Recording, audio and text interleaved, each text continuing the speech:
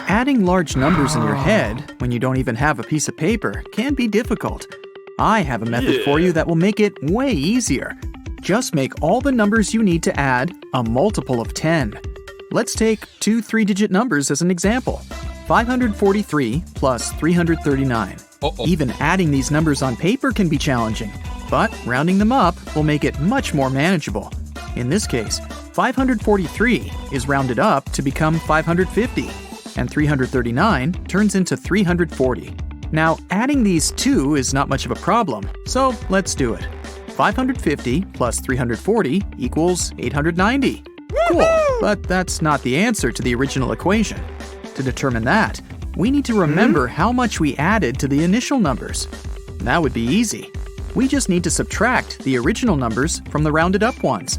The results look like this. 550 minus 543 will be 7, and 340 minus 339 will be 1. Now add 7 and 1, and you'll get 8. That's how much extra we have in our rounded up sum. So the only thing left to do now is subtract 8 from 890, and you'll get your final result. 890 minus 8 is 882. And the answer is 543 plus 339 is 882. Finding any percentage that can be divided by 5 of any number using just your head is actually no big deal if you know your times tables well enough. Say you see a 5% discount to something you want to buy in a store, and you'd like to know the exact amount of money you're going to save. Let's count. Let's assume your purchase without the discount is $142. You need to determine 5% of that sum. First, move the decimal point left by 1 digit, which would give you 14.2. Now divide this number by 2, and you'll get 7.1, which is also the answer to your question. The principle is simple. Finding 10% of any amount is easy, because you only need to move the decimal point left by 1 place, which we did in our first step. And 5% is 10% divided by 2, right? So that's why we divided the resulting sum by 2 as well. Finding any percentage that's a multiplier of 5 can be done in a more or less similar way. Let's take 35% of 324 as another example. Again, move the decimal point left by 1 place, getting 32.4. Now, you need to do 2 different actions with this number. First, multiply it by 3, which will get you 97.2. Second, divide the same number by 2, resulting in 16.2. And now, all that's left to do is add these numbers. 97.2 plus 16.2 equals 113.4. That's your answer. 35% of 324 is 113.4. Let me explain in case you didn't get all these calculations. First things first, you divide the number by 10 and move the decimal point left. Then, you need to multiply your number by 3.5. It's not easy to do it in your head, so you separate the numbers before and after the decimal point. First, you multiply your number by 3, and then by 0.5. To multiply any number by 0.5, you actually need to divide it by 2, since 0.5 is half of your number. And then, when you're done with all the multiplications, just add the results to get your initial number multiplied by 3.5.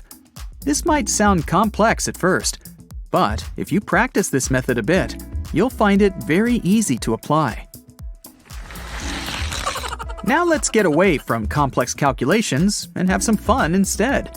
You've been told otherwise, but you can prove that 2 plus 2 might actually equal 5.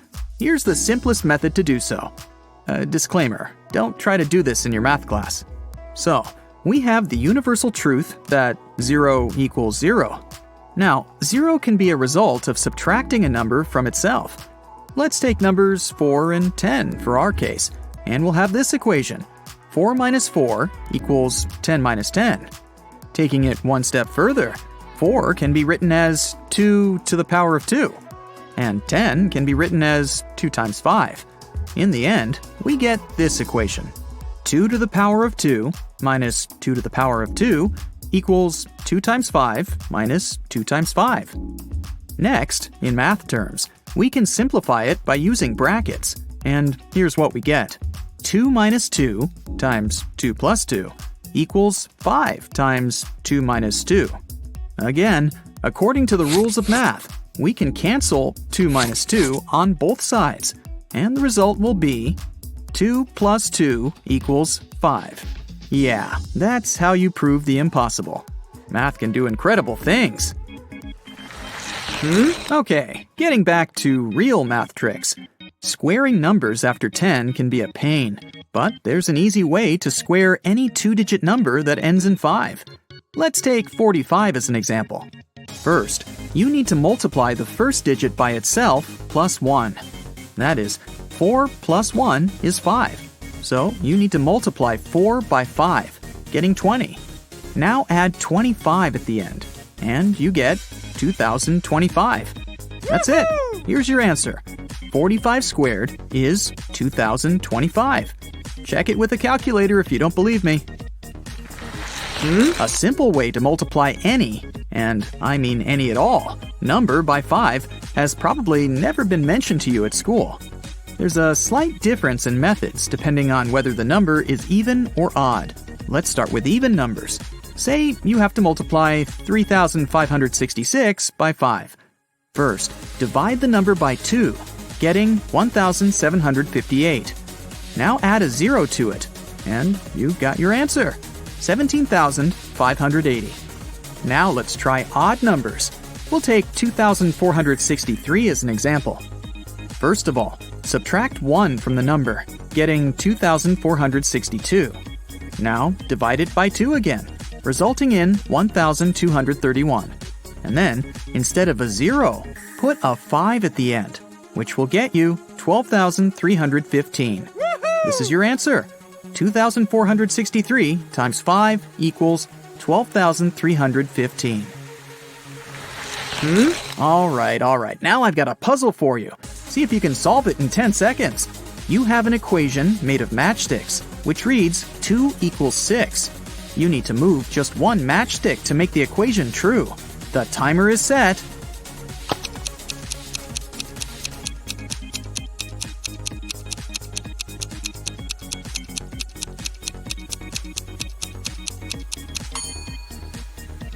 Again, this is a puzzle, so there's no conventional solution to it.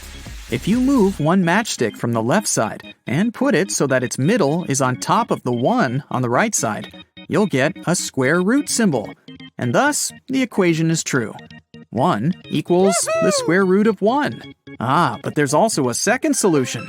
You can move one of the matches forming a V in the right part so that they form an X instead. This way, you'll get 11 written in Arabic numerals that equals 11 written in Roman numerals. Problem solved. Let's have another math riddle, shall we? A book costs $1 plus half its price. How much does the book cost? I'll give you 10 seconds again, or just pause the video if you need more time.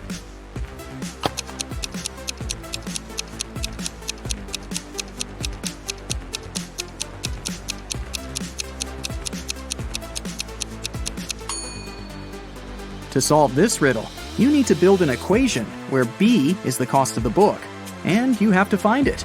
The equation will look like this. B equals 1 plus B over 2. Because to find B, you need to add 1 and half the B. To make it simple, let's write B as B over 2 plus B over 2 in the left side, getting B over 2 plus B over 2 equals 1 plus B over 2. Now we can transfer B over 2 from the right side over to the left and get B over 2 plus B over 2 minus B over 2 equals 1. Subtracting B over 2 from itself leaves us with B over 2 equals 1.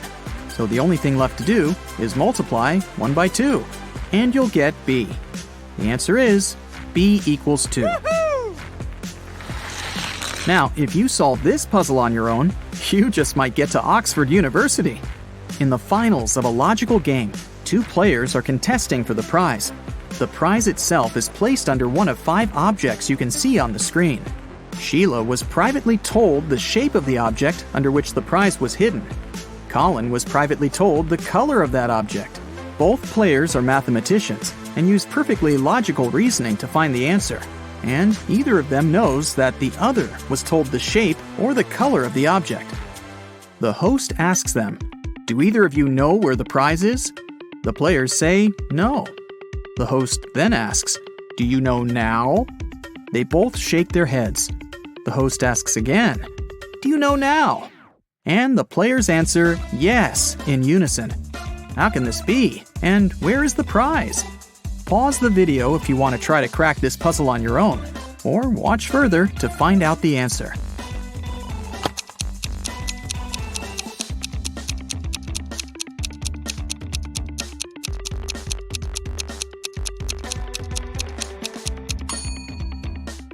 So Sheila was told the shape of the object. So for her, it would be either the red or green triangle, either the green or purple circle, or the only square there is, the red one. Colin was told the color of the object. So for him, it's either the red triangle or square, either the green triangle or circle, or the only purple circle there is. When the host asked whether either of them knew where the prize was, and they answered no, they both got new information. For Sheila, it was definitely not the square, and since Colin didn't know the answer either, it wasn't the purple circle. Colin used the same reasoning, so they both eliminated two options. After the second question, neither of them still knew the answer, and they got new info again. Sheila was left with two triangles and one circle. She knew the shape of the object, so if she still didn't know where the prize was, it couldn't be the circle. And Colin was left with two green and one red shape. Since he knew the color but didn't know the answer, it couldn't be the red one.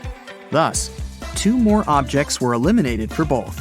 And finally, after the third time the host asked them about the prize, they knew for certain that it was the green triangle, using only their initial information. Tyler is on his way to visit his grandma. She lives on the opposite side of the village. It's her birthday, and he wants to give her the cakes that he has prepared. Unfortunately, there are 7 bridges that Tyler needs to cross to get to her house. And there's a mermaid under every bridge. The mermaids always require payment from those who cross their bridges. Before Tyler can cross the bridge, he has to give the mermaid half of all the cakes that he's carrying. But since the mermaids are kind, each of them will give 1 cake back to Tyler. How many cakes should Tyler take from home to make sure that Grandma receives exactly 2 cakes?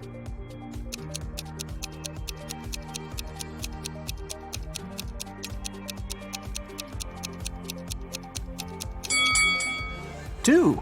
Tyler will have to give half of his cakes at each bridge, but he'll still get 1 cake back.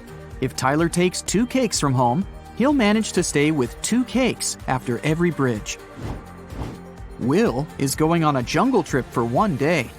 He asked his wife to pack something to eat, something to drink, and something to help him stay warm. When Will opened his backpack, he found just one thing. Can you guess what it was?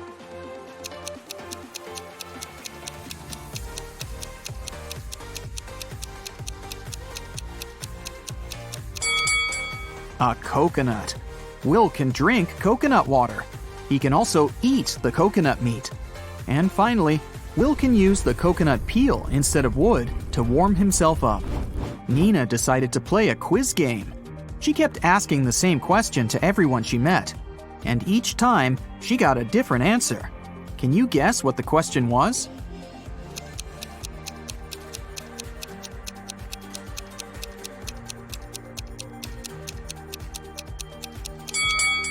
The question that Nina asked was, what is the time? Take a look at this picture. Can you predict which tank will fill first?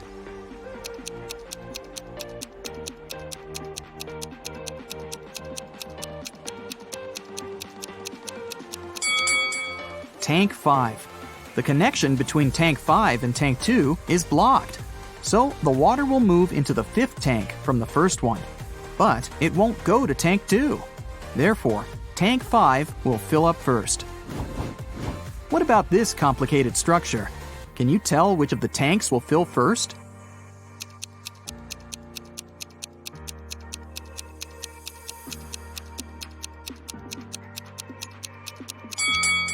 Okay, here's the explanation.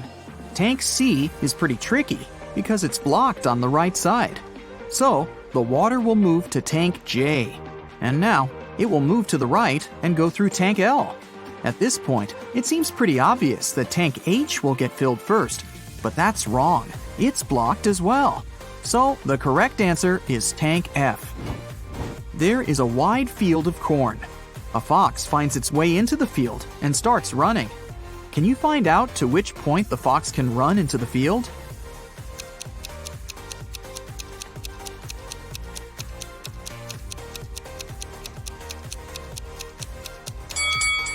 The fox can only run to the middle of the field. After that midpoint, the fox will actually be running out of the field. Stacy is a weather forecaster. It's raining today at 11:57 a.m. Can you help her figure out the chances of sunny weather in 72 hours?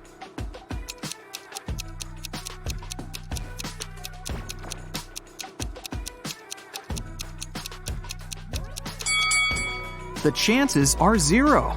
In 72 hours, it'll be nighttime. How is a fly different from a mosquito?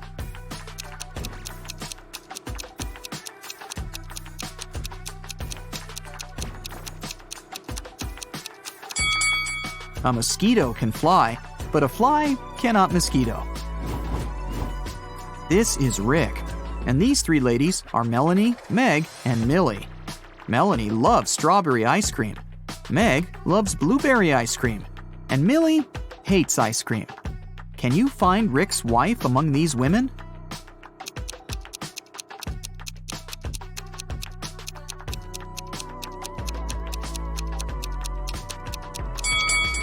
It's Meg. She has a matching ring on her finger. Ice cream preferences don't really matter here. 1.5 guys eat 1.5 burgers in 1.5 hours. How many burgers can 9 guys eat in 3 hours?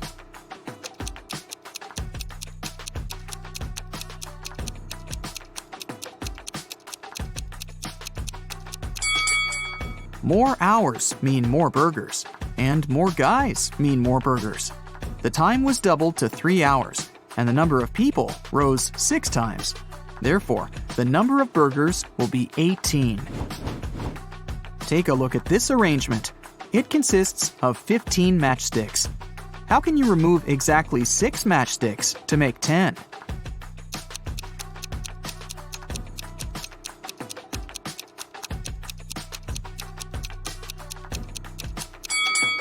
Here's the easiest way. Frank is a grandfather. His grandson is about as old in days as his son is in weeks. The grandson is also as many months old as Frank is in years. The sum of their 3 ages is 140 years. How old is Frank? Can you guess?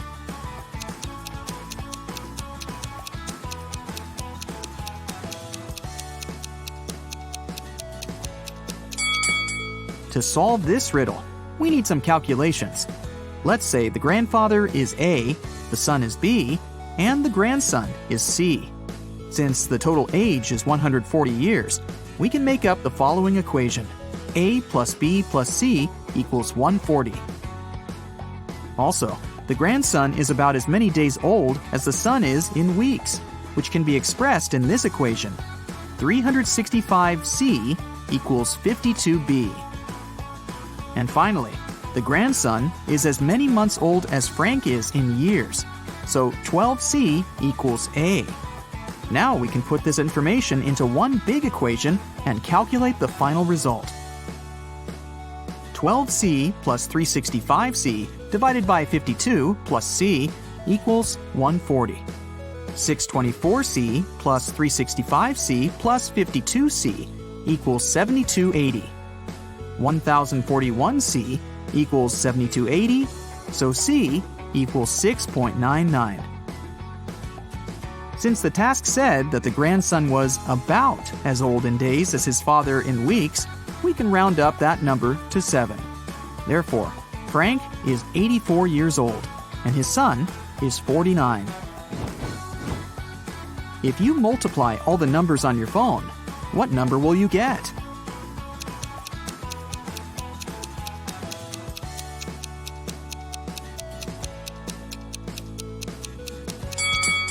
0.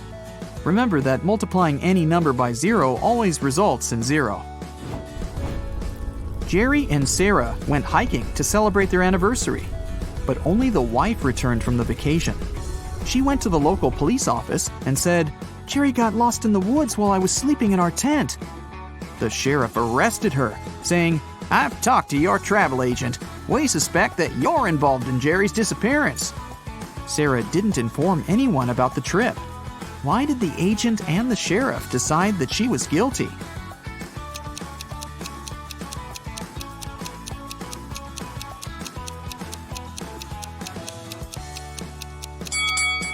Sarah bought only a one-way ticket for her husband and a round-trip ticket for herself. It means that she was sure that she would be returning alone. Can you tell which of the following statements is true? One statement here is false. Two statements here are false. Three statements here are false.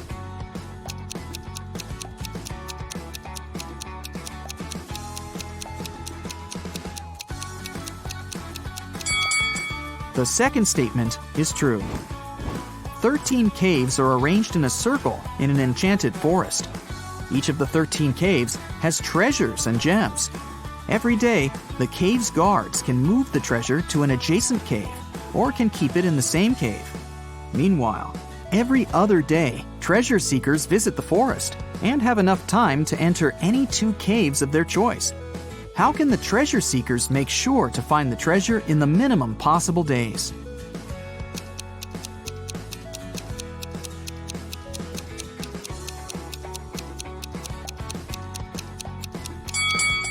One of the treasure seekers should move clockwise every day, and one of the treasure seekers should move counterclockwise. This way, they'll find the treasure in a minimum of 7 days. Alice was sitting in her hotel room.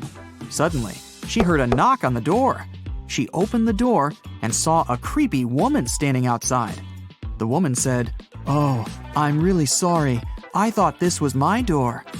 Then she walked through the corridor to the elevator. Alice didn't know the woman. She locked her door and called the hotel security. Alice asked them to arrest that woman. Why did the woman seem suspicious to Alice?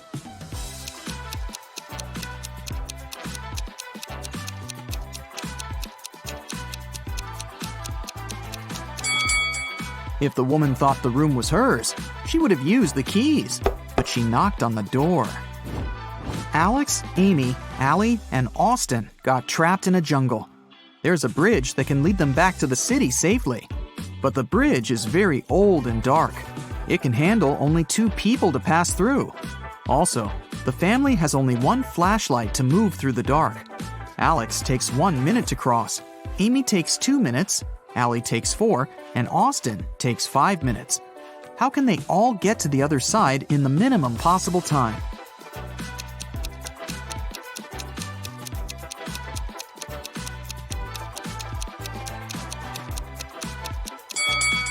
Here's what they've got to do. Alex and Amy should go first. It'll take them 2 minutes. Then Alex should spend 1 minute going back to Allie and Austin. Now Allie and Austin should take the flashlight and cross the bridge. It will take 5 minutes. Then Amy should come back to Alex. At this point, they've already spent 10 minutes. And now, Alex and Amy will have to spend 2 more minutes crossing the bridge. And this is how all of them will reach the other side in 12 minutes. Stephanie is a college professor. A supervisor will be visiting her class tomorrow. The supervisor can ask the students any questions. They can be either easy or difficult. Stephanie will still have the right to decide which student will be giving the answer to each question.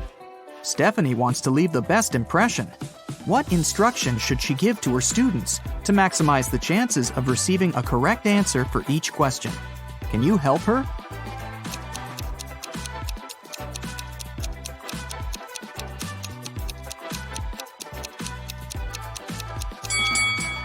This task is pretty easy. All Stephanie needs to do is to ask all the students to raise their hands on every question. But those students who know the right answer should raise their left hand, and those who don't know the right answer should raise their right hand. This strategy will help Stephanie to get only correct answers. The supervisor will also be impressed because all the students will raise their hands. Molly and Polly are twins, but only one of them is a real police officer. Can you tell who?